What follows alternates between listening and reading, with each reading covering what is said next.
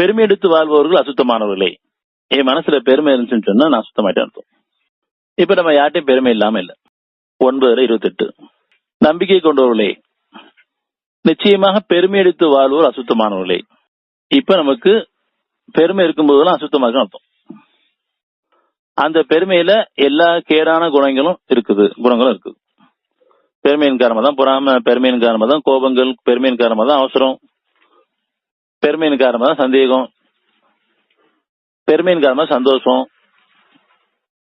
எல்லாமே பெருமை தான். கவலை கூட பெருமையின் காரணமா தான். என் இப்படி ஆயிடுச்சு, என்ன தப்பா நினைச்ச கூட கவலைப்படுறேன். எனக்குன்னு ஒரு மதிப்பு இருக்குது, அந்த மதிப்பு குறைஞ்சிடக்கூடாது அப்படின்னு ஒரு கவலை வருது. எனக்குன்னு ஒரு கௌரவம் இருக்குது, அந்த கௌரவம் குறைஞ்சிடக்கூடாது அப்படின்னு கவலை வருது. ஆக எல்லாமே பெருமையை தக்க வச்சுக்கிறது தான், பெருமை நிலைநாட்டுக்கு தான். எல்லா கண்ணியமும் அல்லாட்டு இருக்குது, எல்லா பெருமையும் அல்லாஹ்வுக்குரியது, எல்லா புகழும் அவனுக்குரியது. ஆனா நம்ம எல்லாத்தையும் விரும்பிட்டு இருக்கோம், அதை நம்மளே ஏற்படுத்திக்கிறோம். பெருமை அடித்து வாழ்வோர் அசுத்தமானவர்களே. ஆனா பெருமை கூடாதுங்கிறது உணரணும். நம்ம எல்லாத்தையும் பெருமை இருக்குன்னு சொன்னா இந்த பெருமை வேணான்னு விரும்புவோம். அது நன்றியோட வாழ வாழ்க்கை. அந்த பெருமையை நீக்கிட்டு பொறுமையை கேட்டேன்னு சொன்னா எல்லா பாக்கியும் அது இருக்கு. ஒவ்வொரு நாளும் நம்ம வீடுகள்ல பெருமை உணவுகளா நடந்துக்கிறோம்.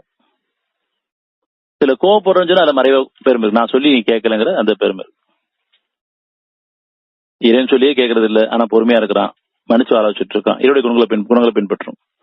நான் சொன்ன உடனே கேட்கணும், நான் சொன்ன மாதிரியே செய்யணும், நான் கூப்பிட்டோடனே வந்துடணும். அப்படி இல்லைன்னு எனக்கு கோபம் அதிகமா வருது. கோபத்துக்கு மறைவா பெருமை இருக்குது. அதனால இந்த பெருமை மறைவா எப்படி இருக்குது உணர ஆரம்பிக்கணும். ஆக அந்த பெருமை எடுத்து வாழ்வுகள் அசுத்தமான அந்த அசுத்தம் அங்கிருந்து ஆரம்பிக்குது.